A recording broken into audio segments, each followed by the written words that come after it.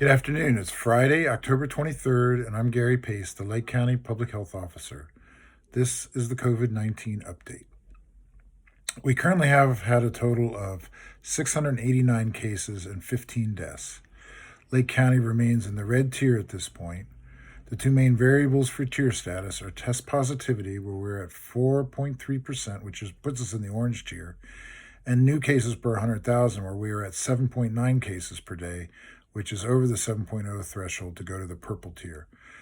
Luckily, there's been some adjustments to the small counties that will allow us to stay in the red tier at this level. If we go over 42 cases per week, that puts us in the purple tier. There's been a flare lately with an outbreak in a second nursing facility, along with some clusters in the community. We're not yet ready to move to purple. That will require 2 or more weeks consistently at this level. Hopefully, the measures that are being implemented will get these levels under control over the next week or so. Flu season will soon be upon us. We strongly encourage people to get their annual flu vaccine. The COVID vaccine isn't available yet, but probably will be possible to get around the first of the year. It's going to be in limited supply at the beginning and will likely be mainly directed at healthcare workers. The flu vaccine is available, on the other hand, and is one preventive step that can be taken. The best way to get one is through your medical provider or a local pharmacy or one of the upcoming flu clinics. Next week, there is one in Clearlake on Tuesday, one in Middletown on Wednesday, and one in Lakeport on Thursday, all from 12 to 2. These clinics will be held at the Verily testing sites, and you can find the specifics on our website. Halloween and Thanksgiving are on the horizon. The state now gives guidance about social gatherings and specific holidays.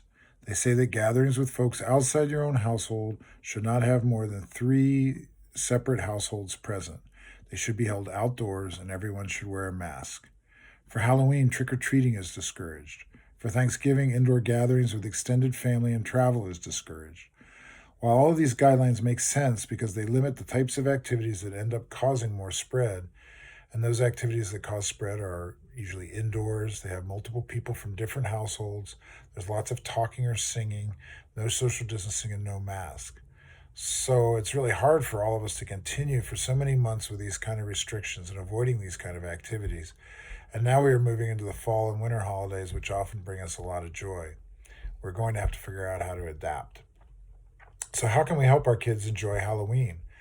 Many of the communities around the lake have created some activities that will be safe, like drive-through trick-or-treating and things like this.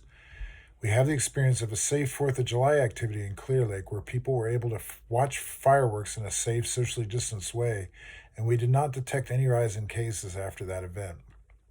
Now, several community leaders are doing similar planning, figuring out ways to allow some of the fun and sentiment of Halloween, but being done in creative and safer ways than usual. We encourage everyone to find such possibilities nearby and to avoid higher risk activities. There is a list that Melissa Fulton from the Lake County Chamber of Commerce has put together, and it's on our website now, as well as I'm sure it's on their website. So the first one they list is the Lakeport DRIVE THRU trick-or-treat, which is on Park Street on October 31st. Haunted Lake County, which is at the Lake County Fairgrounds, October 23rd and 24th, and the 30th and the 31st. Kelseyville Drive-Thru Halloween on October 31st. The Clear Lakes Oaks Moose Lodge Trunk or Treat on October 31st. City of Clear Lake Trunk or Treat at Austin Park on the 31st. Little Monsters Halloween Trunk or Treat at the Richmond Bar and Grill on the 31st. Clear Lake Riviera Community Association drive-through trunk or treat on the 31st. So we encourage you to take your kids to these events and have a safe Halloween. Overall, we're seeing a rise in cases throughout the country with a lot of discussion about a third wave coming. So far in California, we aren't seeing such a rise in cases. Many experts think this is due to the strong efforts that have been put into effect in California, including the tier system. Some jurisdictions have moved all the way from purple tier to the yellow tier, like San Francisco. Napa County is now in the orange tier.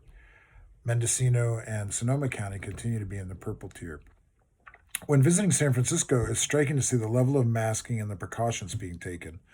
Also, they are directing significant resources to helping the essential workers stay safe. In our small community, the best weapon we have against COVID is strong public health nursing to work with the positive cases and their contacts. We encourage people to cooperate with their nurses and contact tracers if they call you. Their goal is not to get you in trouble, but to help find out who you may have been in contact with and try to contain the spread of the virus. In Lake County, the masking and social distancing seems to be improving over time, although we do continue to regularly identify case spread where people are not adequately masking or avoiding gatherings. We encourage everyone to really maintain their vigilance. So we basically encourage everyone to continue to use the mask, practice safe distancing, and avoid large social gatherings. Moving into the winter, we're looking at increased risk, and we really encourage vulnerable populations to be particularly careful. Probably by late spring, things will be looking better, so this whole thing is not going to go on forever. Making an extra effort for the next few months may really make a difference. We want to thank you all for your cooperation.